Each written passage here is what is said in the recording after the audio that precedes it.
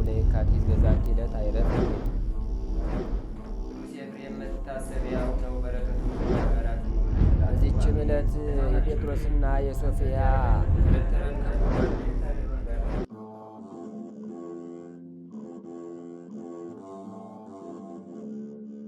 በስመ አብ ወወልድ ወመንፈስ ቅዱስ አሐዱ አምላክ አመስራ ወሰዱሱ ለኅዳር በዛቲ ዕለት ኮኑ ሰማዕተ ቅዱስ ቢላርያን ወሶበሲቱ ኪልቅያ ወእህቱ ታቱስብያ። አንድ አምላክ በሚሆን በአብ በወልድ በመንፈስ ቅዱስ ስም ኅዳር 26 በዚች ዕለት ቅዱስ ቢላርያኖስ ሚስቱ ኪልቅያና እህቱ ታቱስብያ በሰማዕትነት አረፉ። ይህም ቅዱስ የሮም አገር ሰው ነው። ወላጆቹም አረማውያን ናቸው። ከሮም አገር ከታላላቆች ሰዎች ልጆች ውስጥ ሚስትን አጋቡት። እርሷም ስሟ ኪልቅያ የሚባል ወደዳት። እንደወደዳትም ባወቀች ጊዜ የቀናች የክርስቲያን ሃይማኖትን በግልጽ ታስተምረው ጀመረች። እርሱም አምኖ ተጠመቀ። ልቡም ብሩህ ሆነ። መለኮታዊት ጸጋም አደረችበት። እርሱም ታቱስብያ የተባለች እህቱን አስተማራት። እርሷም አምና ተጠመቀች። ይህም ቅዱስ ቢላርያኖስ መላእክት ሁልጊዜ ወደ እርሱ መጥተው የሚሻውን ምስጢራትን እስከሚገልጡለትና እስከሚያስተምሩ ድረስ ታላቅ ተጋድሎን መጋደል ጀመረ። ከሃዲው ዲዮቅልጥያኖስም በነገሰ ጊዜ ክርስቲያኖችን አሰቃያቸው። ብዙዎችም አሰቃይቶ በሰማዕትነት አረፉ። ይህም ቅዱስ ቢላርያኖስም ከእህቱ ታቱስብያ ጋር እየዞሩ የሰማዕታትን በድናቸውን እያነሱ የሚቀብሯቸው ሆኑ። አንድ ክፉ የሆነ ሰውም ባወቀባቸው ጊዜ ንጉሥ ወዳጆቹ ለሆኑ ለአግማስዮስ ሂዶ ነገረው። እርሱም ወደ እርሱ እንዲያቀርቧቸው አዘዘ። በፊቱም በቆሙ ጊዜ ስለ ሃይማኖታቸው ጠየቃቸው። እነርሱም ክርስቲያኖች እንደሆኑ አመኑ። ይህም መኮንን ሸነገላቸው። ለአማልክት ይሰዉ ዘንድ ብዙ ቃል ኪዳንም ገባላቸው። እነርሱ ግን አልሰሙትም። እንዲህም ብሎ አስፈራራቸው። ካልሰማችሁኝማ ለአማልክት ካልሰዋችሁ እኔ በጽኑ ስቃይ ያሰቃያችኋለሁ አላቸው። እነርሱም ስቃዩን ከቶ አልፈሩም። ጽናታቸውንና ትዕግስታቸውን አይቶ አንገላታቸው። ለሚቆርጡ አሳልፎ ሰጣቸው። ራሶቻቸውንም በቆረጧቸው ጊዜ ከዚያ ያሉ ሁሉ ነፍሶቻቸውን በደስታ ሊቀበሉ ብርሃናውያን መላእክት ታዩአቸው። መኮንኑም ይህን አይቶ ክብር ይግባውና በጌታችን ኢየሱስ ክርስቶስ አመነ። ንጉሱም 3 ቀን አሰረው። በአራተኛውም ከእስር ቤት አውጥቶ ራሱን በሰይፍ አስቆረጠው። ከቅዱስ ቢላርያኖስና ከሚስቱ ኪልቅያ ከእህቱ ታቱስብያ ጋርም የሰማዕትነት አክሊልን በመንግስተ ሰማያት ተቀበለ። ለእግዚአብሔርም ምስጋና ይሁን። እኛንም በቅዱሳን ሰማዕታት በጸሎታቸው ይማረን፣ በረከታቸውም ከእኛ ጋር ትኑር ለዘላለሙ። ሰላም ለሊባርያኖስ አብድንተ ሰማዕታት ዘቀበረ ምስለ እህቱ ታቱስብያን ዘይትጋደል ህውረ እምኀበ ኪልቅያ ብእሲቱ በከመ አሚን ምህረ እስከ ኮኑ መላእክት የህውጽዎ ወትረ ወይዜንውዎ ዘይከውን ድህረ። በዚችም ቀን ቅዱሳን የደሴተ ሰንሲላ ኤጲስቆጶስ ጎርጎርዮስና የሐይቅ ኢየሱስ ሞዓ መታሰቢያቸው ነው። በረከታቸውም ከእኛ ጋር ትኑር ለዘላለሙ። ሰላም ለከ ብፁዕ ጎርጎርዮስ ዘደሴተ ሰንሲላ ኤጲስቆጶስ ስለከ አቡየ በእንተ ኢየሱስ ክርስቶስ ተሃበኒ መድኃኒት ለድውየ ሥጋ ወነፍስ ማቃቤ ሥራይ ቀሲስ እስመ ቦ ፈውስ ለኢየሱስ ሞዓ እግዚአብሔር ዘረከቦ አምሳለ ጽጌረዳ ጽጉየ በሐይቀ ባሕር ረኪቦ ዘምስለ ድቃን ምዕራፈ ተድላ አስቦ ዘበሰማያት እንዘይሄሊ ምስካቦ መጠና ዓመታት 50 ኢሰከበ በገቦ። በዚችም ቀን የሀገረ ናግራን ሰማዕታትና የአባታቸው የቅዱስ ሂሩት መታሰቢያቸው ነው። ይህም ዮስጢኖስ ለቁስጥንጥንያ በነገሰ በ5ኛው ዓመት ለኢየሩሳሌም አባ ዮሐንስ፣ ለእስክንድርያ አባ ጢሞቴዎስ፣ ለቁስጥንጥንያም አባ ጢሞቴዎስ፣ ለአንጾኪያ አባ አውፍራሴዎስ ሊቃነ ጳጳሳት ሆነው ሳለ በኢትዮጵያ ጻድቁ ካሌብ ነግሶ ሳለ በዚያ ወራት ለአይሁድ ስሙ ፊንሐስ የሚባል አይሁዳዊ ነገሰ። በመጀመሪያ ግን ሳባ የተባለች ሀገር በኢትዮጵያ ነገስታት እጅ ውስጥ ነበረች። የሮም ነገስታት አስባሲያኖስና ጥጦስ ከኢየሩሳሌም አይሁድን ባሰደዷቸው ጊዜ ይችን ሳባን አይሁድ ወረሷት። በውስጧም በኢየሱስ ክርስቶስ የሚያምኑ ብዙዎች ክርስቲያኖች የሚኖሩባት ታላቅ ከተማ አለች። ይህም የተረገመ አይሁዳዊ ፊንሐስ ሊያጠፋት በመጣ ጊዜ የዚችን የከበረች ሀገር በመስቀል ምልክት በዙሪያዋ ያለ ቅጽሯን በበሮቿና በግንብ አጥሯ ላይ ያሉ ብዙዎች አርበኞች ሰራዊትን አይቶ በምንም ምክንያት ሊገባበት ስላልተቻለው ተቆጣ። እግዚአብሔር አጽንቷታልና። ነገር ግን በውጭ ያገኛቸውን ገበሬዎች ገደለ። ታናናሾችንም ማርኮ ለባሮቹ ሰጣቸው። ይህም ዲያብሎስን የሚመስለው አይሁዳዊ ኦሪትና የነቢያት ፈጣሪ በሆነ በእግዚአብሔር ስም እየማለ በተንኮል መልእክትን ላከ። እንዲህም አላቸው፣ እኔ ከእናንተ ጋር ጠብ አልሻም። ከሀገር ሰው አንዱን እንኳ ማጥፋት አልፈልግም። በሀገሪቱ ውስጥ የደም ጠብታ አይፈስም። ነገር ግን የከተማዋን አሰራሯንና አደባባዮቿን ገበያዎቿን ማየት እሻለሁ። ለሀገር ሰዎችም የተናገረው እውነት መሰላቸው። የካዕቢ ልጅ በአባት ሂሩት ይህን አይሁዳዊ አትመኑት፣ ሐሰተኛ ነውና ደጁንም አትክፈቱለት አላቸው። አባት ሂሩትንም አልሰሙትም። ደጁንም ከፈቱለትና ገባ። ከገባ በኋላም አስቀድሞ የሀገሪቱን ሰዎች ገንዘባቸውን እንዲዘርፏቸው አዘዘ። ሁለተኛም ነበልባሉ ወደ አየር እስኪደርስ እሳትን አንድደው የሀገሪቱን ሊቀ ኤጲስቆጶስ አባ ጳውሎስን እንዲያመጡት አዘዘ። እርሱ እንደሞተም በነገዱት ጊዜ አጽሙን ከመቃብር አውጥቶ አቃጠለው። ከዚህም በኋላ ቀሳውስትን፣ ዲያቆናትን፣ መነኮሳትን፣ አንባቢዎችንና መዘምራንን በቀንና በሌሊት መጻሕፍትን በማንበብ የሚተጉትን ሰበሰበ። እነርሱንም ከእሳት ውስጥ ጨመራቸው። ቁጥራቸውም 4027 ነፍስ ሆነ። ክርስቲያኖችን በዚህ ሊያስፈራራቸው አስቧልና። ዳግመኛም የብረት ዛንጀር በቅዱስ አባት ሂሩት አንገት ውስጥ እንዲያስገቡ እጆቹና እግሮቹንም እንዲያስሩ ታዘዘ። ታላላቆችንና የሀገሩን መኳንንትንም እንዲያስሯቸው ክርስቶስን የማይክደው ሁሉ እንዲህ ተሰቃይቶ በክፉ አሟሟት ይሞታል የሚል አዋጅ ነጋሪ እየጮኸ በከተማው ውስጥ እንዲያዘሯቸው አዘዘ። ቅዱሳን ክርስቲያን ወገኖች በሰሙ ጊዜ እንዲህ ሲሉ ጮኹ። እኛ ያመንበትንና በስሙ የተጠመቅንበትን ክብር ይግባውና ክርስቶስን አንክደውም። ይህም ርጉም አይሁዳዊ ሰምቶ ወንዶችና ሴቶችን፣ ወጣቶችና ሕፃናትን፣ ሽማግሌዎችን ሁሉንም እንዲገድሉ አዘዘና ገደሏቸው። ቁጥራቸውም 4252 ነፍስ ሆነ። ከዚህም በኋላ የቅዱስ ሂሩትን ሚስት ቅድስት ድማህን ከሁለት ሴቶች ልጆቿ ጋር ያዟት። እነርሱም በቤታቸው መስኮት ከሚገባው በቀር ፀሐይ ያልነካቸው ናቸው። ደርሰውም በአይሁዳዊ ንጉሥ ፊት በቆሙ ጊዜ እርሱም ሃይማኖታቸውን ያስክዳቸው ዘንድ በብዙ ተንኮል ሊሸነግላቸው ጀመረ። እምቢ ባሉትም ጊዜ ራሳቸውን መሸፈኛ እንዲገልጧቸው አዘዘ። የሀገር ሴቶችም እስከሚያለቅሱ ድረስ ከልጆቿም የምታንስ አንዲቱ ዕድሜዋ 12 ዓመት የሆነ ከንጉሥ ፊት ላይ ምራቋን ተፋችበት። ወታደሩም አይቶ ሰይፉን መዝዶ አንገቷን ቆረጠ፣ የእህቷንም አንገት ቆረጠ። ይህም የረከሰ አይሁዳዊ ንጉሥም ለቅድስት ድማ የልጆቿን ደም እንዲያጠጧት አዘዘ። እርሷም ቀምሳ የሕያው እግዚአብሔር ልጅ ጌታ ኢየሱስ ክርስቶስ ሆይ አመሰግንሃለሁ፣ እንደ ቁርባን መስዋዕት የሆነውን የልጆችን ደምን የባሪያህን እንድቀምስ አድርገሃልና አለች። በዚያንም ጊዜ እርሷንም በሰይፍ አንገቷን እንዲቆርጡ ዳግመኛ አዘዘ። ተጋድሏቸውንም ፈጸሙ። ከዚህም በኋላ ቅዱስ ሂሩትን ከእስር ቤት እንዲያወጡት ንጉሥ አዘዘ። ከእርሱም ጋር 1040 እስረኞች ሰዎች አሉ። ሃይማኖቱንም ይተው ዘንድ አስገድደው። ቅዱስ ሂሩትም ንጉሱን እንዲህ አለው፣ ክብር ይግባውና ጌታዬን ኢየሱስ ክርስቶስን እያመለኩት ስኖር 78 ዓመት ሆነኝ። እስከ 4 ትውልድ ለማየትም ደርሻለሁ። ዛሬም ስለ ከበረ ስሙ ምስክር ሆኜ ስሞት እጅግ ደስ ይለኛል። እኔ እኮ አስቀድሜ መሐላን እንዳያምኑ ለወገኖቼ ነግሬያቸው ነበር፣ አንተ ሐሰተኛ ነህና። ነገር ግን ይህ ሁሉ በእግዚአብሔር ፈቃድ ነው የሆነው። ለዚህም ተጋድሎ ላደረሰኝ ለእርሱ ምስጋና ይሁን። ንጉሱም ይህን ሰምቶ ተቆጣ። ወደ ወንዝም ወስደው በዚያ አንገቱን እንዲቆርጡ ታዘዘ። ቅዱስ አባት ሂሩትም በሰማ ጊዜ ደስ አለው። የሮምንና የኢትዮጵያን መንግስት ያጸና ዘንድ የተረገመ አይሁዳዊውን መንግስት ያጠፋ ዘንድ ወደ እግዚአብሔር ጸለየ። ሕዝቡንም ባረካቸው፣ ከእርሳቸው ጋር በሰላምታ ተሰናበታቸው። ከዚህም በኋላ የቅዱሳኑን ራሶቻቸውን ቆረጧቸው። በዚያም የ5 ዓመት ልጅ ያላት አንዲት ክርስቲያን ሴት ነበረች። ከቅዱሳን ደም ወስዳ ተቀባች፣ ልጇንም ቀባች። ወታደሮችም አይተው አስረው ወደ ንጉሱ አድርሰው ከእሳት ጨመሯት። ልጇንም ግን አይሁድ ወደ እነርሱ ወስደው ወደ ንጉሱ አቀረቡት። ንጉሱም እኔን ትወዳለህን ወይስ ክርስቶስ የሚሉትን አለው። ሕፃኑም እኔስ የእጁ ስራ ነኝና ክርስቶስን እወደዋለሁ፣ ይልቅስ ልቀቀኝ፣ ወደ እናቴ ልሂድ አለው። በከለከለውም ጊዜ እግሩን ነከሰው። አምልጦም ሩጦ ከእሳቱ ውስጥ ገባ። ሁለተኛ የ10 ወር ሕፃን እንደተሸከመች አንዲት ሴት አመጧት። እርሷም ልጄ ሆይ ላዝንልህ አልቻልኩም አለችው። ያ ሕፃንም እናቴ ሆይ በፍጥነት ወደ ዘላለም ሕይወት እንሂድ፣ ይህችን እሳት ከዛሬ በቀር አናያትምና አላት። በዚያንም ጊዜ ከልጇ ጋር ወደ እሳት ውስጥ ተወረወረች። የክርስቲያን ወገኖችም ይህን አይተው እኩሌቶቹ ወደ እሳት እኩሌቶቹም ወደ ሰይፍ ተቀዳደሙ፣ የአይሁድ ጉባኤ እጹብ እጹብ ብለው እስኪያደንቁ ድረስ። ከዚህም በኋላ እሳቱ በሰማይ ውስጥ መልቶ 40 ቀን 40 ሌሊት ታየ። የአይሁድ ንጉሥ ፊንሐስም ወደ ሀገሩ በሄደ ጊዜ ወደ ነገስታቱ ሁሉ በኃይሉ እየተመካ ላከባቸው። የሮሜ ንጉሥ ቆስጠንጢኖስም ሰምቶ ወደ እስክንድሪያ ሊቀ ጳጳሳት ወደ አባ ጢሞቴዎስ ላከ። በሀገረ ናግራን ለሚኖሩ የክርስቲያን ወገኖች ደማቸውን ይበቀል ዘንድ ለኢትዮጵያ ንጉሥ ለካሌብ መልእክት እንዲልክ ነው። የኢትዮጵያ ንጉሥ ካሌብም መልእክት በደረሰው ጊዜ ፈጥኖ ተነሳ።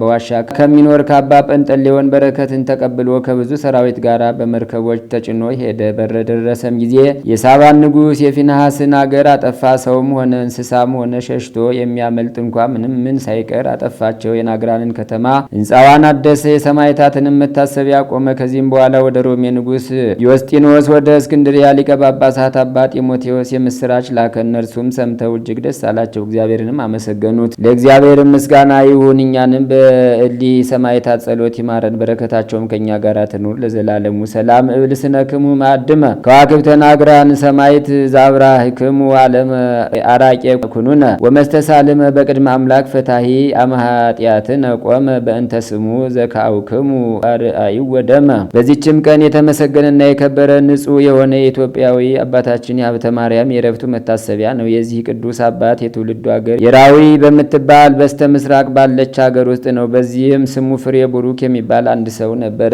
ይህም ክቡራንና ታላላቅ ከሚባሉት ከዚህ ሀገር ታላላቅ ሰዎች አንዱ ነው። እጅግም ሀብታም ነበር፣ ብዙ ንብረትም አለው። በሕጋዊ ጋብቻም ስሟ ዮስቴና የምትባል ብላቴና ድንግልን አገባ። ይህችም የተመረጠች በበጎ ስራ የተሸለመችና ያጌጠች ናት። ነገር ግን አስቀድመን በዚህ ዓለም ከባሏ ጋር በንጹሕ ጋብቻ እግዚአብሔርን በመፍራት ምጽዋትን በመስጠት የዋህነትን፣ ትህትናን፣ ፍቅርን፣ ትዕግስትን ገንዘብ አድርጋ በጾም በጸሎት ተወስና እንደኖረች እንነግራቸዋለን። በእንደዚች ሳለች ጌታችን በወንጌል ሰው ዓለሙን ቢያተርፍ ነፍሱን ካጠፋ ምን ይጠቅመዋል እንዳለ ላንቺ በዚህ ዓለም መኖር ምን ይረባሻል የሚል ሀሳብ መጣባት። ከዚህም በኋላ ወጣች። ፈጥናም በሀገሯ ትይዩ ወደሆነ ምድረ በዳ ደርሳ ወደ መካከሉ ገባች። በዚያም በረሃ አራዊት እንጂ ሰው አይኖርበትም። በዚያም ደጃፏ የተከፈተ ታናሽ ዋሻ አግኝታ ምንም ሳትነጋገር ወደ ውስጧ ገብታ ቆመች። የዳዊትንም መዝሙር የሚጸልይ ሰው አይታ ደነገጠች። እርሱም ባያት ጊዜ ፍርሃትና መንቀጥቀጥ በላዩ ወረደበት። በመስቀል ምልክትም በላዩ አማትቦ የእግዚአብሔርን ስም ጠራ።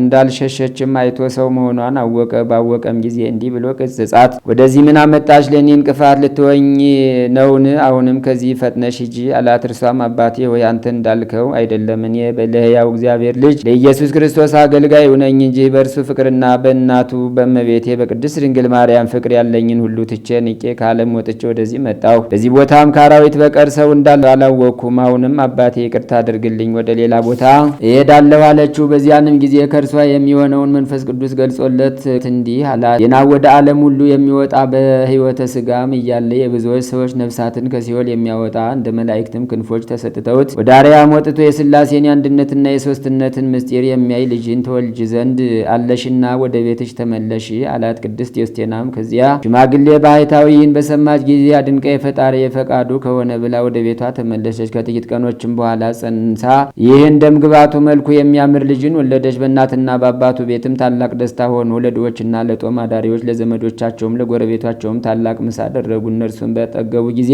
እነርሱንም ሕፃኑንም መረቋቸው። ሕፃኑም 40 ቀን በሆነው ጊዜ እንደ ሕጉና እንደ ስርዓቱ ወደ ቤተ ክርስቲያን ወሰዱት። ካህኑም ተቀብሎ ባጠመቀው ጊዜ ስሙ ሀብተ ማርያም ብሎ ሰይሞ ለክርስትና አባቱ ሰጠው። ሕፃኑም በጥቂት ባደገ ጊዜ በቤተ ክርስቲያን ውስጥ እግዚኦ መሐረነ ክርስቶስ ሲሉ ሰምቶ ሕፃን ሀብተ ማርያም በልቡ ይህች ጸሎት መልካም ናት፣ እኔም መርጫታለሁ። በዚህ ዓለም ስህተትን አስቦ ከመስራት በሚመጣውም ዓለም ከገሃነም እንደምንድንባት አውቃለሁና አለ። ይህንን ብሎ የሚሰራውን ማንም ሳያውቅበት ይህን ጸሎት ከማዘውትር ጋር ሌሊቱን ሁሉ በመስገድ ይጸልይ ነበር። ከዚህም በኋላ አባቱ የበጎች ጠባቂ አደረገው። በአንዲት ዕለትም በጎቹን እየጠበቀ ሳለ ብዙ የበግ ጠባቂዎች እሸት ተሸክመው መጥተው ና እንብላ አሉት። እርሱ ግን ከወዴት እንዳመጣችሁት የማላውቀውን አልበላም አላቸው። እነርሱም በቁጣ ዓይን ተመልክተው ተቀሰቀሱበት። እሸቱንም በልተው ከጨረሱ በኋላ የከበረ ሕፃን ሀብተ ማርያምም ታላቅ ዝናም ስለመጣ ወደ የቤታችን እንመለስ፣ ከዚህ የምንጠለልበት እና የምንጠጋበት ቤት ወይም ዋሻ የለምና አላቸው። እነርሱም እኛ የማናየውን የሚያይ ሌላ ዓይን አለህን? በሰማይ ፊት ምንም ደመና ሳይኖር ሀገሩን ብራ ሆኖ ሲታይ እንዴት ይዘንማል ትላለህ? አሉት። እርሱም እኔ የማውቀውን እናንተ አታውቁትም፣ ግን ወደ ቤታችሁ ግቡ አላቸው። እረኞችም ባልሰሙት ጊዜ ፈጥኖ ተነስቶ በጎቹን እያስሮጠ ወደ ቤቱ ገባ። ወደ ቤቱን በገባ ጊዜ ታላቅ ዝናብ መጣ፣ ነፋሳትም ነፈሱ፣ መባረቅቶችም ተብለጨለጩ፣ ነጎድጓድም ተሰማ፣ ደመናትም ተነዋወጹ። ይህ ሁሉ በላያቸው ሲወርድ መሸሸጊያ አላገኙም። ከጥቂት ቀኖችም በኋላ በጎቹን እየጠበቀ ሳለ ብዙ የበግ እረኞችም አብረውት ነበሩ። አንድ የበግ ጠባቂም መጥቶ የወጣት ሀብተ ማርያምን በትር ነጠቀውና የሄደ ብላቴና ሀብተ ማርያምን በትር የለምን ትቀማኛለህ አለው። እረኞችም በትዕቢት ቃል በጉልበቴ ነጥቄአለሁ አለው። ብላቴና ሀብተ ማርያም ምን ኃይል የለኝም፣ ነገር ግን በጎቼን የምጠብቅበትን በትሬን እንዳትወስድብኝ በሕያው እግዚአብሔር ስም አምልሃለሁ አለው። ያም የበግ ጠባቂ እምቢ አልኩህ አለው። ብላቴናው ሀብተ ማርያም አንድ ጊዜ በፈጣሪ ስም አማልኩ፣ ከእንግዲህ ወዲያ ደግሜ አላምልህም፣ በአንተ ላይ የሚደረገውን ራስህ ታውቀዋለህ። ይህንንም ተናግሮ ዝም አለ። በዚያንም ጊዜ ያ የበግ ጠባቂ በአየር ውስጥ ተዘግዝቆ ተሰቀለ። የእግዚአብሔር አገልጋይ ሀብተ ማርያም ማረኝ እያለ ይጮህ ጀመረ። የልዑል እግዚአብሔርን ስም አቃሏልና ተሰቅሎ ዋለ። እረኞቹም ሁሉ አይተው አደነቁ፣ ፈሩትም። ይህን ሰነፍ ማርልን፣ እግዚአብሔር ያደረገልህን ኃይል አይተናልና አሁንም ስለ እመቤታችን ድንግል ማርያም ይቅር በለው ሰቀለው አሉት። ብላቴናው ሀብተ ማርያም በውኑ እኔ የሰቀልኩት ነውን? በእግዚአብሔር ስም አማልኩት እንጂ የኃይሉን ጽና በላዩ ሊገልጥ እርሱ እግዚአብሔር ሰቀለው። አሁን እርሱ ከፈቀደ ያውርደው፣ እርሱ መሐሪና ይቅር ባይ ነውና። ይህንንም በተናገረ ጊዜ ወርዶ በእግሩ ቆመ፣ ወደ እርሱ መጥቶ ሰገደለት። ከረጅም ዘመናትም በኋላ ስሟ ለአድባር ወደምትባል ገዳም ሄዶ ከዚያም የምንኩስናን ስርዓትና ሕግ በአበምኔቱ በተመረጠ አባ መልከ ጼዴቅ እጅ ተቀበለ። ከዚያም ቅዱሳን መነኮሳት ወደሚኖሩበት ሄዶ ታላቅ ተጋድሎ ጀመረ። እርሱም በባህር መካከል በመቆም የዳዊትን መዝሙር ሁሉንም ያነባር። በባህር ውስጥም ሰጥሞ ግንባሩ አሸዋ እስኪነካው 500 ጊዜ ይሰግዳል። ከሰንበት ቀኖችም በቀር እህል አይቀምስም ነበር። ከዚህም በኋላ እህልን ትቶ እንደ ዋልያዎች የዱር ቅጠል የሚመገቡ ሆነ። 40 ቀን የሚጾምበት ጊዜ አለ። በባህር ውስጥ በሌሊት ቆሞ በማደር በቀንም 4ቱን ወንጌላት ያነባል። ሌሎች መጻሕፍትንም በእንዲህ ያለ ስራ ብዙ ዘመን ኖረ። ብዙ ተጋድሎንና ድካምንም ባስረዘመ ጊዜ ጌታችንና መድኃኒታችን ኢየሱስ ክርስቶስ ወደ እርሱ ተገልጦ መጣ። ከእርሱ ጋርም የመላእክት አለቆች የከበሩ ቅዱስ ሚካኤልና ቅዱስ ገብርኤል የመላእክት ማህበርም ሁሉ በዙሪያው ሆነው እያመሰገኑት ነበር። ወዳጄ ሀብተ ማርያም ሰላም ላንተ ይሁን አለው። እዚያንም ጊዜ ከግርማው የተነሳ ወድቆ እንደ በድን ሆነ። ጌታችንም በከበሩ እጆቹ አንስቶ እፍ አለበትና ጽና፣ ኃይልህን ላድሳት እንጂ ላጠፋ አልመጣሁምና ተጋድሎህና ድካምህ ሁሉ በኢየሩሳሌም ሰማያዊት እንደተጻፈ በእውነት እነግርሃለሁ። እነሆ እኔ በጎ ዋጋህን በዚህም ዓለም በሚመጣውም ዓለም እከፍልሃለሁ። የማቴዎስንና የማርቆስን ወንጌል በምታነብ ጊዜ በተራራዎችና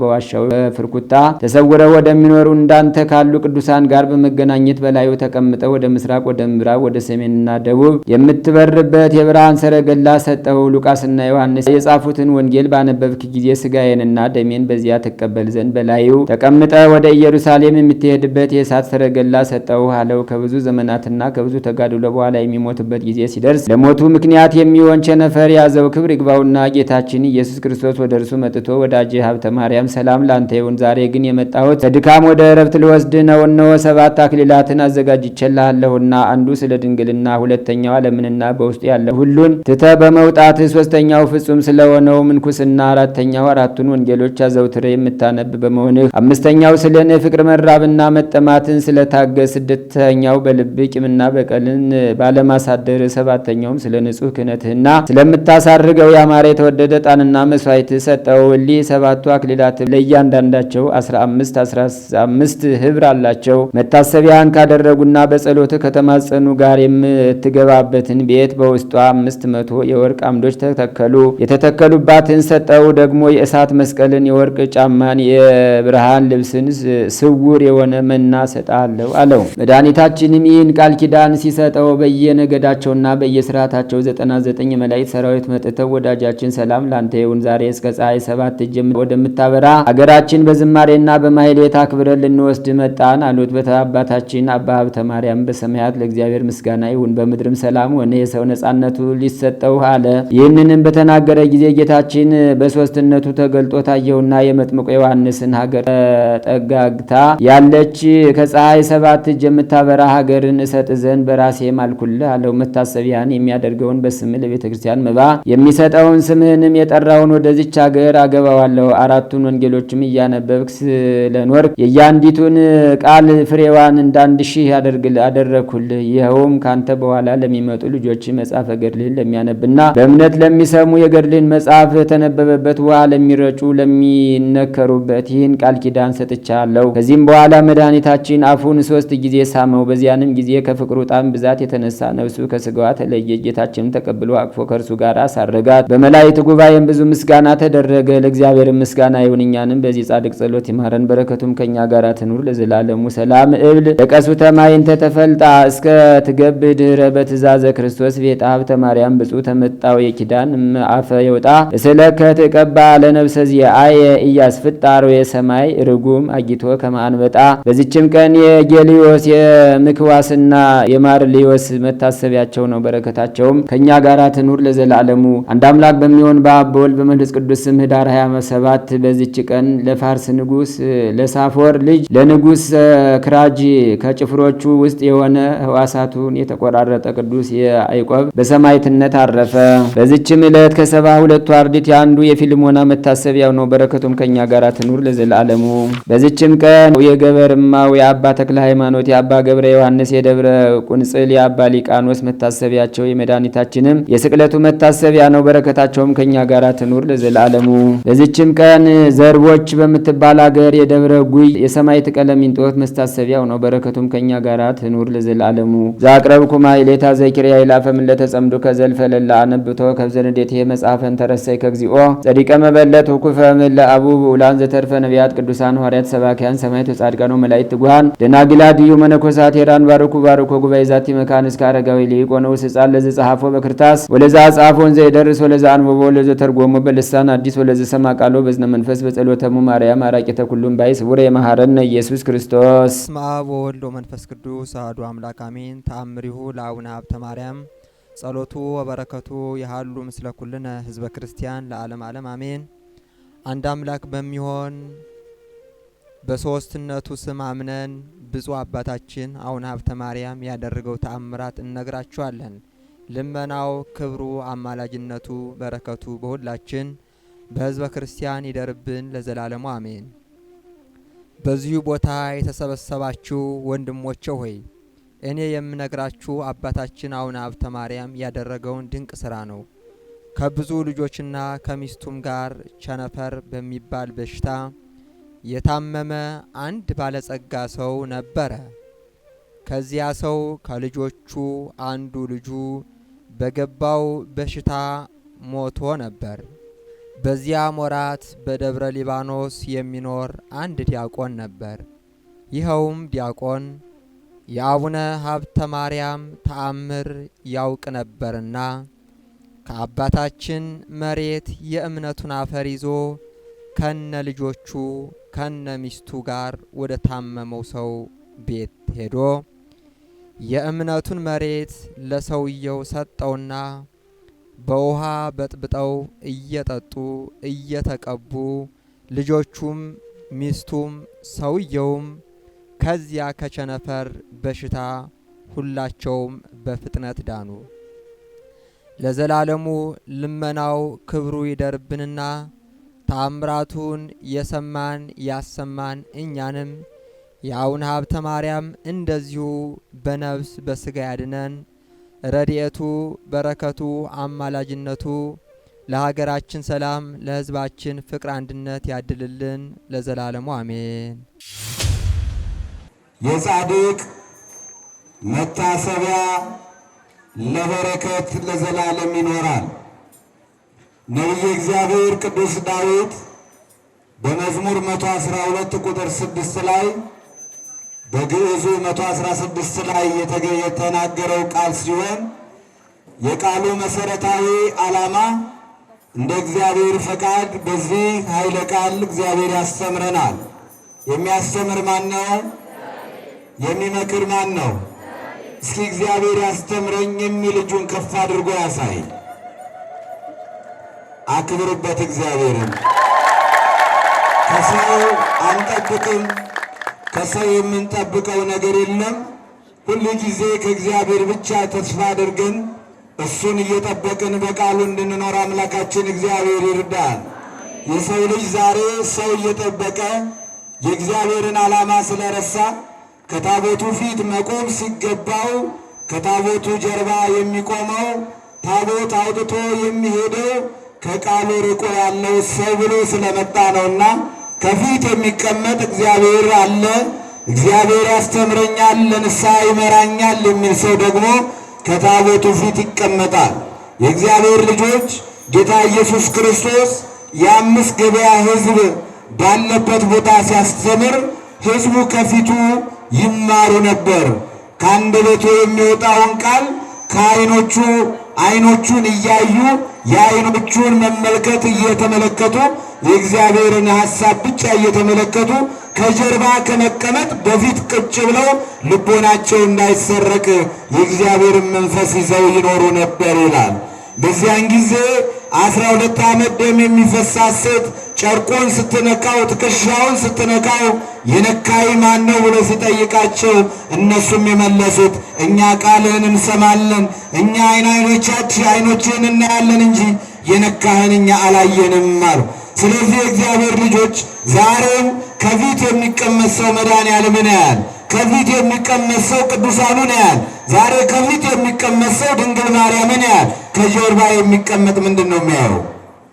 ሰው ነው የሚያየው። ወሬ ነው የሚያየው። የዓለምን ሐሳብ በውስጡ ነው የሚያመላልሰው። ለዚህ ነው ከጀርባ ያላችሁ ተነሱ ወደፊት ኑ የምንለውና ዛሬ ጊዜው በራሱ ያስተምረናል። ትናንት የምናቃት ይቺ አካባቢ ለቡ ወይም ደግሞ ፍሪ የተባለ የሚባለው ዛሬ በእኛ ድክመት ሸገር ተብሎ ሲጠራ እንኳን ማስተዋል አቅቶናል። ዛሬ በእግራችን መተናል፣ ነገ ፓስፖርት ሊጠየቅ ይችላል። እግዚአብሔር ወደ ልቦናችን ይመልሰን። ከጀርባ ያላችሁ ተነሳችሁ ብትመጡ በማርያም ስም የምንለው መልካም ነው። ዛሬ ብንመካከር ብንነጋገር አይሻልም? ክብር ምስጋና ለአምላካችን ይሁን። ነገራችንን ለሱ ሰጥተን እንሄዳለን። ስለዚህ ወደ ቃሉ ስንመለከት ነቢየ እግዚአብሔር ቅዱስ ዳዊት እግዚአብሔር የመረጣቸው እግዚአብሔር ያከበራቸው እነ ሙሴን ባየ ጊዜ እነ ሎጥን ባየ ጊዜ እነ ሎጥ እግዚአብሔርን ስላከበሩ እግዚአብሔርን ስለሚወዱ በእግዚአብሔር ዓላማ ስለሚራመዱ ለካ እግዚአብሔር ቅዱሳን ከዚህ ቢለዩም ቅዱሳን ከዚህ ዓለም ቢያርፉም እንኳን የጻድቅ መታሰቢያ ለበረከት ይኖራል አለ። ለምን ይኖራል? ለበረከት ይኖራል። ዛሬ የምናከብራቸው ሁለት ቅዱሳን አባቶቻችን አሉ። አንደኛው እነሆ በዚሁ በኢትዮጵያ የተወለዱ ሲሆኑ አንደኛው ጻድቁ አባታችን አቡነ ሀብተ ማርያም ናቸው። ሁለተኛው አባት ደግሞ ጻድቁ ኢየሱስ ሞዓ ነው። ስለዚህ ሁለቱንም አጭር ደቂቃ መነጋገር እንችላለን። እግዚአብሔር ያስተምረን።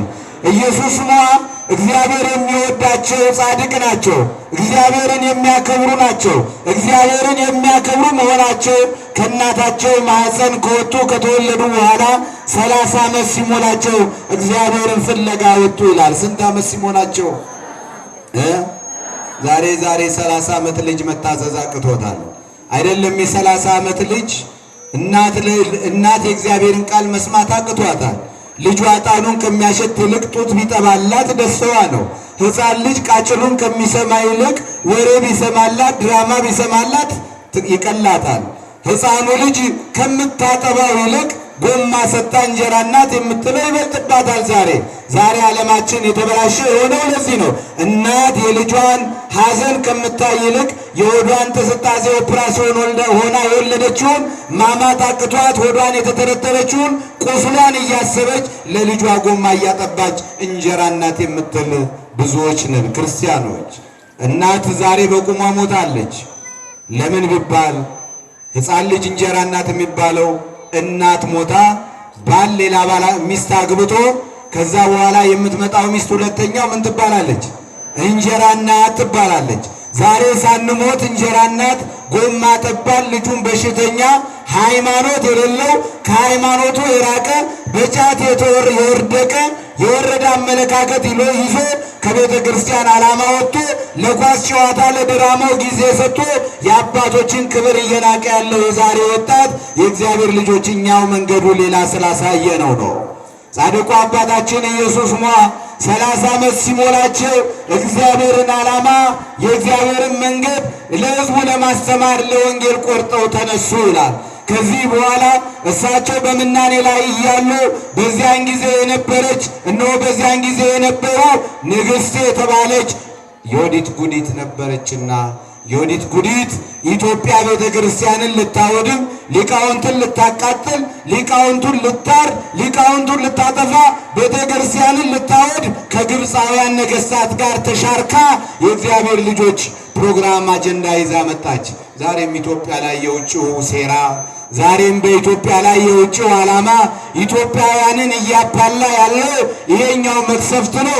እግዚአብሔር ከዚህ ዓላማ ነፃ ያድርገን። ኢትዮጵያውያን የሚዋደዱ ኢትዮጵያውያን የሚከባበሩ ኢትዮጵያውያን ሃይማኖት ያላቸው ኢትዮጵያውያን በሃይማኖት የሚጸኑ ያንዱን አንዱ የማይፈልግ አንዱን አንዱ አክብሮ የሚኖር የነበረባት ኢትዮጵያ ዛሬ በውጭው ዓለም ምሬት ተነርተን የውጭው ዓለም ሕይወትን ናፍቆን ከውጭው ዓለም ይልቅ የራሳችንን ከመያዝ ይልቅ የእኛን በትንን የውጭውን ስለፈለግን ኢትዮጵያውያን ዛሬ እርስ በራሳቸው የሚተራረዱ ዜጎች ሆነዋል። እርስ በራሳቸው የሚያፈነቃቅሉ ሆነዋል። ሰው የሚያስለቅሱ ሰው የሚቀሙ ሆነዋል። የእግዚአብሔር ልጆች ያኔ ድሮ ወታደር ይጠብቀኛል ፖሊስ ይጠብቀኛል የምንለው ዛሬ የምናለቅስበት የምንጮህበት የምንናገረው አካል አጣ የእግዚአብሔር ልጆች እንዲሁ ብቻ እንባችንን እያፈሰስን ያለነው ሁላችንም። እግዚአብሔር ወደ ልቦናችን ይመልሰን። ልብሳችን አላማረብን፣ አነጋገራችን አላማረብን፣ በልተን አልጠገብን፣ ዘምረን አልተሰማን፣ ተናግረን አላስታረቅን። ይህ ሁሉ መከራ የመጣው እኔ እናንተ የራሳችንን ክብር ስለተውን ነው። እግዚአብሔር ወደ ልቦናችን ይመልሰን። ስለዚህ ከግብፃውያን ጋር ነበረች፣ እኛም ዛሬ ከውጭው ጋር ነው ያለነው፣ ከጠላት ጋር ነው ያለነው። አዎ ዮዲት ጉዲት ይህንን አደረገች። ይህንን ስታደርግ ቤተ ክርስቲያንን ስታቃጥል ጻድቁ አባታችን አቡነ ኢየሱስ ሟ እግዚአብሔርን በጸሎት ይጠይቁት ነበር። እሷ ስታቃጥል እሳቸው 50 እና 30 ደቀ መዝሙር ያፈሩ ጀመር። እሷ በአንዱ ስታቃጥል እሳቸው ደግሞ በአንድ ቦታ 15 ቤተ ክርስቲያን ያሰሩ ጀመር። ቤተ ክርስቲያን ያሳንጹ ጀመር። ዛሬም አንዷ ቤተ ክርስቲያን ስትቃጠል የኢትዮጵያ ልጆች የኦርቶዶክስ ልጆች 10 ቤተ ክርስቲያን ይሰራሉ። ክብር ምስጋና ለተዋሕዶ አምላክ ይሁን። በዛም በዚህም የቤተ ክርስቲያን ጉዳይ የሚያንገበግባቸው አንዱ ተቃጥሎ 10 ስለሚሰራ ከላይ ጀምሮ ያሉት ኪሳራን ያመጣ ነው እያሉ እየተናገሩ ነው፣ በሚዲያው ጭምር። አዎ ምክንያቱም የኛ ኦርቶዶክሳውያን ልጆች የሚሰሩት ቤተክርስቲያን ያማረ የተንቆጠቆጠ ቤተክርስቲያን ነው የሚሰሩት። ከኛ ይልቅ ለእምነቴ ለቤተክርስቲያን የሚል ትውልድ ነው ያለበት። ዛሬ እኛ የቱ ጋር ነን ያለነው? እዚህ ውስጥ ያለነው ክርስቲያኖች ጧፍ ያጣ ቤተክርስቲያን አለ፣ ዕጣን ያጣ ቤተክርስቲያን አለ። አረ ውድ የሚያስቀድስበት ሰው የሚያስቀድስ ተውቶ አንድ ቄስ አንድ ዲያቆን ዕጣን አጥነው ኪዳኑን አድርሰው የሚወጡበት ቤተክርስቲያን አለ። እኛ አዲስ አበባ ላይ ቁጭ ብለናል፣ ምንም አልመሰለንም። ጸሎቱ ልመናው እየተሰማ ያለው በእኛ ሳይሆን በገዳሞች አባቶቻችን በገጠር ያሉ ከነ ልብሳቸው ከነ ላባቸው እግዚአብሔርን አንተ ታውቃለህ ብለው የተማጸኑት የነዛ አባቶቻችን ጸሎት ጠብቆን እንጂ የኛማ እኮ ተናንቀን እኮ ነው ያለነው አይደለም። እኛ እኮ ተረሳስተናል። አዎ ኢየሱስ ሞያ ግን እግዚአብሔርን አልረሱም። ሕዝቡም እሳቸውን ይከተል ጀመር። ተስፋ አደረጋቸው። የዚያን ጊዜ ዮዲት ጉዲት የምታቃጥለው ሁሉ ቤተክርስቲያን እነሆ ተሰርቶ ስታየው ሲንትናደር ሲመራት ምን ላድርግ ሲል አቡነ ኢየሱስ ሟ ዮዲትም ተነሳ፣ ሌላም ተነሳ፣ የእግዚአብሔር ቤት ይሰራል እግዚአብሔርም ይከብራል ብለው ጻድቁ አባታችን አቡነ ኢየሱስ ሟ ዓለምን ሁሉ በወንጌል አረሰረሱ፣ ዓለምን ሁሉ በወንጌል አጣፈጡ፣ ዓለምን ሁሉ መድኃኒት የሚሆነውን የመድኃኔዓለምን ስም ማስጠራት ጀመሩ። ጣዖትን አስወገዱ፣ እግዚአብሔርን አከበሩ። በሰው ሁሉ አንደበት በሰው ሁሉ አነጋገር ኢየሱስ ክርስቶስ የኢትዮጵያ ቤተ ክርስቲያን በዓለም አደባባይ በኢየሱስ ሟ ከፍ ብላ ስትነገር ኖረች። የዚያን ጊዜ ጠላት አፈረ፣ ጠላት ወደቀ። ቤተ ክርስቲያን ከበረች፣ ተዋህዶ ከበረች፣ ቤተ ክርስቲያን ነገሰች። የእግዚአብሔር ልጆች ኢትዮጵያና የኢትዮጵያ ኦርቶዶክስ ተዋህዶ ቤተ ክርስቲያን ጠላት ቢዘምት ጠላት ሊያጠፋት ቢጥር ሁለቱ የማይነጣጠሉ አንድ ገጽታት ናቸውና ጸንተው ይኖራሉ። ስለዚህ ዛሬ የጻድቁ በረከታቸው የምናስብበት ጻድቁ ለኢትዮጵያ የተዋደቁበት ኢየሱስ ክርስቶስ አምላካቸው ደግሞ ጻድቁ እነሆ በአንተ ስም አንተን ተከትሎ ወንጌልን ሰምቶ የሚሄደውን ሁሉ እምርልሃለሁ በዛሬው ቀን ቃል ኪዳን ገባላቸው ይላል። ክብር ምስጋና ለአምላካችን ይሁን። ሁለተኛው ጻድቁ አባታችን አቡነ ሀብተ ማርያም ናቸው።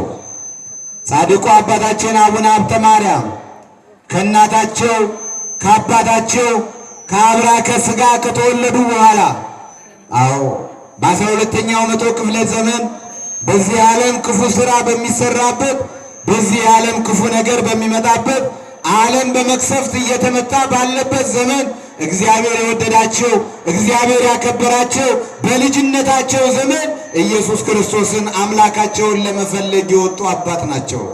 ኢየሱስ ክርስቶስም ለዚህ ለጻድቅ አባት ኢየሱስ ሟ በባህር ውስጥ ቆመው እንደጸለዩ ቆመው ለኢትዮጵያ ማርልን ብለው ኢየሱስ ሟ በባህር ውስጥ መቶ ያህል እግዚኦታ ያደርሱ ነበር። አቡነ ሀብተ ማርያም ደግሞ ሁለቱም የአቡነ ተክለ ሃይማኖት ልጆች ናቸው። ከኔ ጋር ናቸው። አይመስልም ማለት አይመስልም ማለት እስኪ አመስግኗቸው። በሆነ ባናውቀው ነው እንጂ ብናውቀው እኮ የታደልናል። የእሳቸው ደቀ መዛሙርት ናቸው።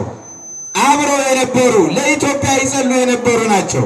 ስለዚህ ጻድቁ አባታችን አቡነ ሀብተ ማርያም ለኢትዮጵያ በመጸለይ ለኢትዮጵያ የሚገባውን ነገር በማድረጋቸው የተነሳ ኢየሱስ ክርስቶስ የዓለም ሕዝብ የጻድቁን በረከት ሲሻማ ሲሳተፍ ባየ ጊዜ ኢየሱስ ክርስቶስም ለአቡነ ሀብተ ማርያም እንዲህ አላቸው። በዛሬው ቀን ያረፉበት በዓለ ዕረፍታቸውን የምናከብርበት ነው።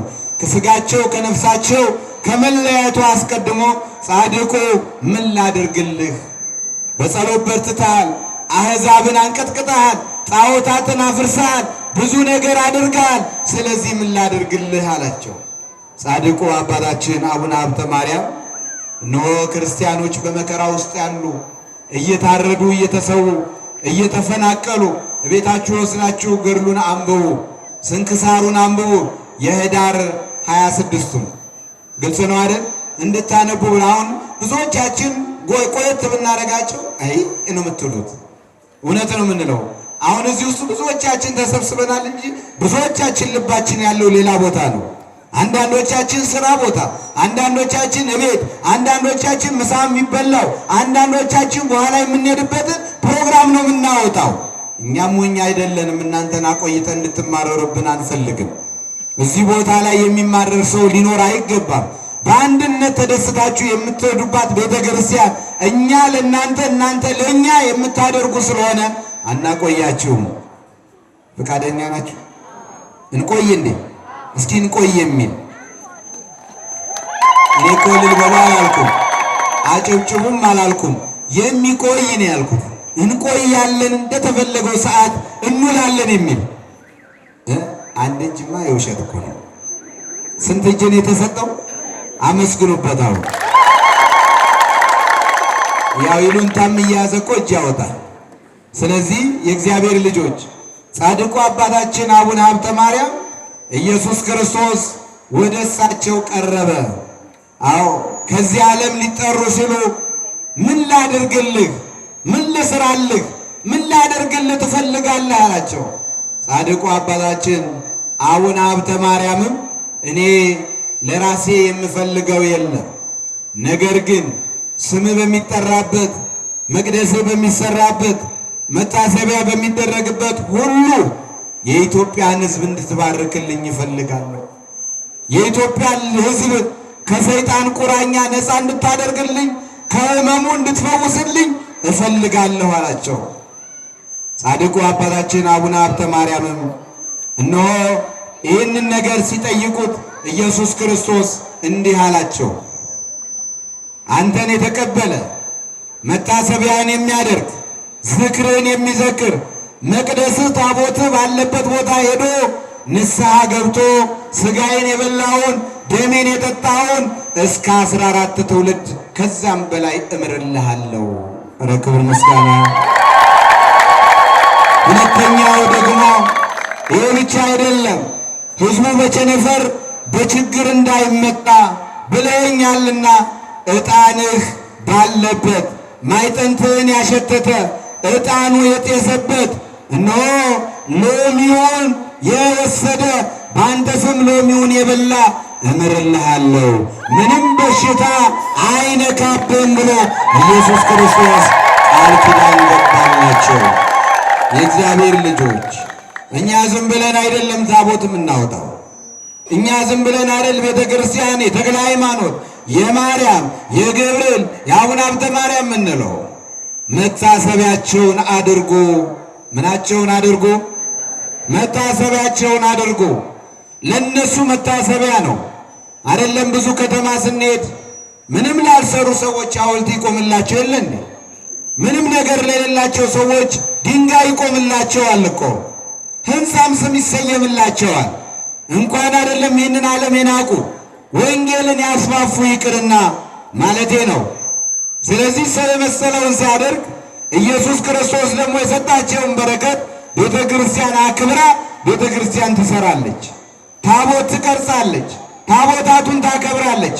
ነገር ግን በታቦታቱ ላይ ያለው ሕያው ሕቡዕ ስም የኢየሱስ ክርስቶስ ነው። ክብር ምስጋና ለአምላካችን ነው። መታሰቢያነቱ ለቅዱሳኑ ህቡዕ ስሙ የኢየሱስ ክርስቶስ አልፋ ኦሜጋ፣ አልፋና ኦሜጋ ፊተኛውና ኋለኛው ያለ አምላክ አንተ ብቻ ነህ ብላ ነው በታቦቱ ላይ የምትጽፈው ጽሑፉ። ክብር ምስጋና ለአምላካችን ነው።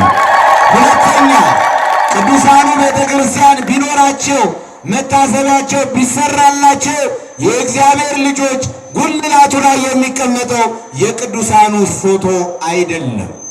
ጉልላቱ ላይ የሚቀመጠው የማ መስቀል ነው? የማ የኢየሱስ ክርስቶስ።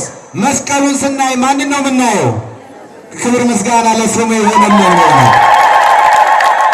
በመቀጠል ታቦቱ ባለበት ላይ የሚቀመጥ ታቦታቱ ባሉበት ሁሉ ቤተ ክርስቲያን ተሰርቶ በመንበሩ ላይ የሚቀመጠው የቅዱሳኑ ፎቶ አይደለም። የቅዱሳኑ ስዕል አድኖ አይደለም። የድንግል ማርያም ስዕል አድኖ ነው። ኧረ ክብር ምስጋና ለእመቤታችን። ምክንያቱም ማኅፀኗን ዓለም አድርጎ ሆዷን ማኅፀኗን መንበር አድርጎ የተቀመጠው በድንግል ማርያም ላይ ነውና መንበር የድንግል ማርያም ምሳሌ፣ ታቦት የኢየሱስ ክርስቶስ ምሳሌ ስለሆነ በየአጥቢያው ያሉ አብያተ ክርስቲያናት ሙሉ በሙሉ መንበሩ ላይ ያለው የእመቤታችን ስዕል አድኖ ነው። ኧረ ክብር ምስጋና ለስሙ። በመቀጠል ደግሞ መንበሩ ላይ ታቦቱ ተቀምጦ ቅዳሴው ሲቀደስ በአቡነ ሀብተ ማርያም፣ በአቡነ ገብረ መንፈስ ቅዱስ፣ በአቡነ ተክለ ሃይማኖት ቤተ ክርስቲያን ውስጥ ቅዳሴው የሚቀደሰው የጌታ ቅዳሴ፣ የሐዋርያት ቅዳሴ፣ የሰለስቱ ምዕት ቅዳሴ እያለ 14 ቅዳሴ ይቀጥላል። ነገር ግን በቅዳሴው ሁሉ ላይ ኢየሱስ ክርስቶስ ስሙ የማይጠራበት የለም። ስሙን ሳይጠራ የሚያልፍበት ቦታ ስለሌለ የሚቆረሰው የማስጋ ነው። የማስጋ ነው። አሁን እቺ ቤተ ክርስቲያን ጻድቁ ተክለ ሃይማኖት ቤተ ክርስቲያን ነው። የጻድቁ ስጋ ነው የሚቆረሰው፣ የክርስቶስ ስጋ ነው የሚቆረሰው። ተሳስተናል ታዲያ እንዴ? ክብር ምስጋና ለተዋሕዶ አባቶቻችን ይህንን ስርዓት ለሰሩልን ይሆንልን። ስለዚህ መጽሐፍ ቅዱስ ምን አለ? ማቴዎስ ምዕራፍ 10 ቁጥር 41 ላይ ጀምረን እናንተን የተቀበለ እኔን ተቀበለ፣ ጻድቅን በጻድቅ ስም የሚቀበል የጻድቁን ዋጋ ያገኛል፣ ነቢይን በነቢይ ስም የሚቀበል የነቢዩን ዋጋ ያገኛል። በደቀ መዛሙርቴ ስም ለእነዚህ ለተናናሾቹ በስማቸው ቀዝቃዛ ውሃ ብቻ የሰጠ ዋጋው አይጠፋበትም። እነሱን ማክበር ይህ ነው የሚያሰጠው፣ ዋጋ ያጣም ነው ያለው። ክብር ምስጋና ለአባቶቻችን አምላክ ይሆንልን። ለዚህ ነው ዳዊት የጻድቅ መታሰቢያ ለበረከት ይኖራል አለ። አያችሁ፣ ለምን ይኖራል? ለምን ይኖራል? ኢሳይያስም እንዲህ አለ በትንቢተ ኢሳይያስ ምዕራፍ 24 ላይ እንዲህ አለ፣ የቅዱሳን የአባቶቻችን ሥርዓት በውስጣችን ይኖራል። የአባቶቻችንም ሥርዓት በውስጣችን የሚኖረውን እኛም ጠብቀን አስጠብቀን እንኖራለን። ቅዱሳኑንም እናከብራለን፣ አምላካቸውንም እናከብራለን፣ በሕጋቸው በሥራቸው እንሄዳለን። ይህንን ብሎ የሚያስተምረን ቅዱሳን አባቶቻችንን አክብረን የምንኖርበትን መንገድ ላሳየን ለጻድቁ ክብር ይሁን አለ። ለማን ክብር ይሁን? ለጻድቁ ክብር ይሁን፣ ለቅዱሳኑ ክብር ይሁን፣ ለአባቶቻችን አምላክ ክብር ምስጋና ይሁን። በእውነት የሚያማልዱን የሚያስከብሩን ከአምላክ ዘንድ መከታ ጠበቃ የሚሆኑን አማላጅ ዳኛ የሚሆኑን እነሱ ናቸው። ዳኛ ናቸው። ፈራጁ ክርስቶስ ነው። አማላጅ አይደለም ኢየሱስ። አዎ ፈራጅ ነው። አዎ ሲመጣ ዝም የማይል ነው። መናፍቃን ዛሬ የተሸወዱት ሮሜ 8:34 ላይ ኢየሱስ ያማልዳል ይላል። ቁጥር 20 ላይ መለስ ብለው ሲያዩት እዛው 8 ላይ አብም ያማልዳል ይላል። መጽሐፍ ቅዱስን እኮ ሊቃውንቱ ጠንቅቀው ያውቁታል። ነገር ግን አንዷን ጥራዝ ብቻ ይዞ መሄድ አይደለም። እኛም ቤት አለ እንደዚሁ አይነት እንዲህ አይነት የተወሰደ የጉርቤት ወይም ደግሞ የመናፍቃን ምላሽ። ክርስቶስ ምን አለ? ስሜን በከንቱ ከኔ ጋር ናችሁ፣ ስሜን በከንቱ አትጥራ አይደል ነው አይደል አለ። ስለዚህ የድሮ እናቶቻችን ስሙን በከንቱ አይጠሩ። ዕቃ ቢወርቅባቸው ባል ሚስቱ፣ ሚስትም ባሏን፣ ባል ከሌለ ሚስት ከሌለ እናቴ ድረሽ፣ አባቴ ድረሽ፣ ወንድሜ ድረስ፣ አጎቴ ድረስ ነበር። ዛሬ መናፍቃን በእኛ ውስጥ ሁሉ ሞላና ስኒ ሲወርቅም በኢየሱስ ስም። ውሸት ነው አላልንም? ታዲያ ወዴት እየሄድን ነው? ስሜን በከንቱ አትጥራ። ኢየሱስ የሞተው ለስኒው ነው እንዴ? ለማን ነው የሞተው? ለእኛ ብሎ ነው የሞተው። ለእኛ ብሎ ነው የተገረፈው። ስለዚህ ቅዱሳን ያስተማሩንን እንድንይዝ ቅዱስ ጳውሎስ ምን አለ? ተዘከሩ መኳንንቲክሙ ከመ ዘነገረክሙ ቃለ እግዚአብሔር። የእግዚአብሔርን ቃል የነገሯችሁን መምህሮቻችሁን ዋነኞቻችሁን አስቧቸው፣ በሃይማኖትም በምግባርም በሥርዓትም ተከተሏቸው። ክብር ምስጋና ለቅዱሳን አባቶቻችን ነው። ስለዚህ ቅዱስ ጳውሎስ ዕብራውያን 13 ላይ የተናገረው ዕብራውያን 14 ላይ ያለውን ቃል መነሻ አድርገን ቤተ ክርስቲያናችን ቅዱሳኑን ታከብራለች፣ ኢየሱስ ክርስቶስን ታመልካለች። ዛሬ የጻድቁ የአባታችን የአቡነ ሀብተ ማርያም የኢየሱስ ሞዐ በዓለ ዕረፍታቸው በረከታቸው በሀገራችን ላይ ሰላም ያምጣልን፣ ሀገራችንን ይጠብቁልን።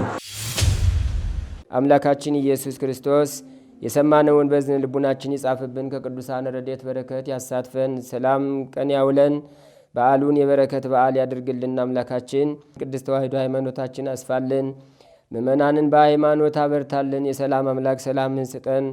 ቀኑን ባርከ ቀድሰ በሰላም አውለን። አቡነ ዘበሰማያት ይትቀደስ ስምከ ትምጻእ መንግሥትከ ወይኩን ፈቃድከ በከመ በሰማይ ከማሁ በምድር ሲሳየነ ዘለለ ዕለትነ ሀበነ ዮም ወኅድግ ለነ አበሳነ ወጌጋየነ ከመ ንሕነኒ ንኅድግ ለዘአበሰ ለነ ኢታብአነ እግዚኦ ውስተ መንሱት አላ አድኅነነ ወባልሐነ እምኩሉ እኩይ እስመ ዚአከ ይእቲ መንግሥት ኃይል ወስብሐት ለዓለመ ዓለም። በሰላመ ቅዱስ ገብርኤል መልአክ ኦ እግዝእትየ ማርያም ሰላም ለኪ ድንግል በሕሊናኪ ወድንግል በሥጋኪ እመ እግዚአብሔር ጸባኦት ሰላም ለኪ ቡሩክት አንቲ እምአንስት ወቡሩክ ፍሬ ከርሥኪ ተፈሥሒ ፍሥሕት ኦ ምልዕተ ጸጋ እግዚአብሔር ምስሌኪ ሰአሊ በጸልይ ምህረታ በፍቅር ወልኪ ኢየሱስ ክርስቶስ ከመ ይሥራይ ለነ ኃጣውኢነ ተማኅፀነ ብኪ ኦ ተወካፌ ንስሐ ወሰራይ ኃጢአት ኢየሱስ ክርስቶስ ስረይ ኃጢአትየ ወኃጢአተ ኩሉ ሕዝብ ከማይሠራ ኃጢአት እግዚአብሔር ይፍታ። ንቁ ሚዲያ ለተመልካቾቹ ከሚያደርሳቸው ዕለታዊ ሳምንታዊና ወርሃዊ ዝግጅቶች መካከል የየዕለቱን ስንክሳር ወርሃዊና ዓመታዊ የቅዱሳን ገላትና ድርሳናትን በኢትዮ ማህበር የዩቲዩብ ቻናል ያቀርባል። የየዕለቱን ስንክሳር ባሉበት ሆነው በማድመጥ እንዲሁም ወርሃዊና ዓመታዊ የቅዱሳንን ዜና ሕይወታቸውን በማድመጥ ከቅዱሳኑ በረከትና ረድኤት እንዲያገኙ ንቁ ሚዲያ የሁል ጊዜ ምኞቱ ነው። በየዕለቱ የሚለቀቁ ዜና ቅዱሳንን ላይክ፣ ሼርና ሰብስክራይብ በማድረግ አገልግሎቱን ይደግፉ። ንቁ ሚዲያ ርቱ የቤተ ክርስቲያን ልሳን